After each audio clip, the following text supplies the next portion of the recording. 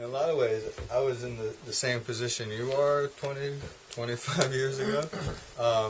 I'm 43. I went to college in Colorado for environmental conservation. It was really depressing. Like, they just, one class after another, you got really good at telling people what the problems of the world are, right? Resource depletion, overpopulation, war, anybody else got some? Climate chaos, we'll call it.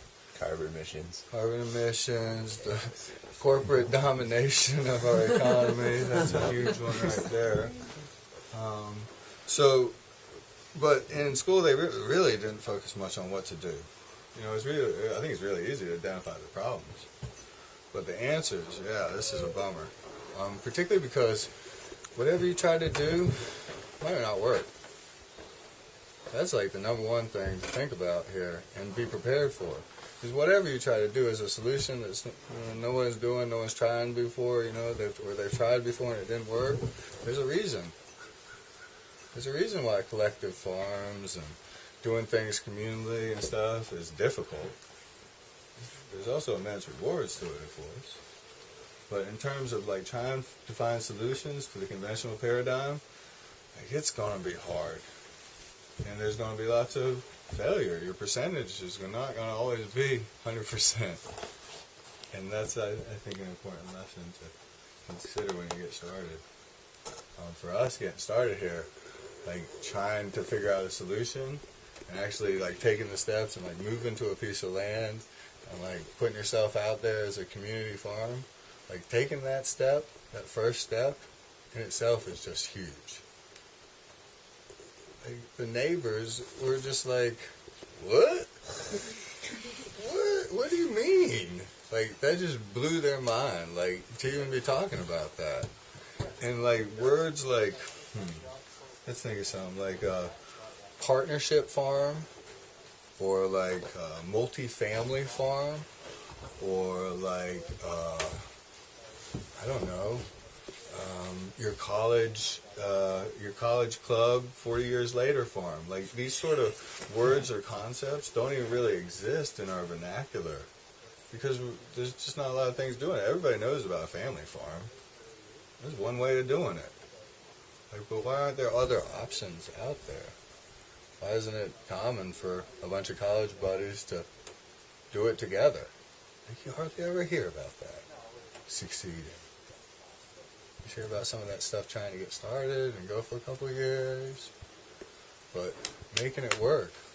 Like, why can't we get that glue going? And, you know, it's a lot of things that, you know, I mean, lots of reasons why we chose to adopt this model, this sort of community farm model, is because we see the problems of the traditional farming model. Because the traditional farming model you got is either a family farm or a corporate farm. Corporate farm, that's something we don't need to talk about that, you know. It's not people, you know, having ownership of the land, and it's an exploitative process. They're trying to make money. The family farm, you know, you got tenants of the land, people rooted in the land. That's a strong system, but with divorce rate is what, 50%? Something like that? About that. So you're betting the family farm, you got better odds going to Vegas, playing roulette. Seriously, I mean, marriage is a strong institution and a viable institution, but it's also prone to failure. Like, we need generational support and maintenance of the land, roots. But if it's dependent on a single generation working out the differences of a marriage, that's a tough way to go. And think about it, every young farmer that wants to get into it, you know, all the costs of like raising a family. Plus, I'll think about jumping onto some land and trying to buy some prime farmland. It could otherwise be developed, otherwise be thrown into subdivisions. Like, that's hard to even have, imagine access to that land. Difficult economy.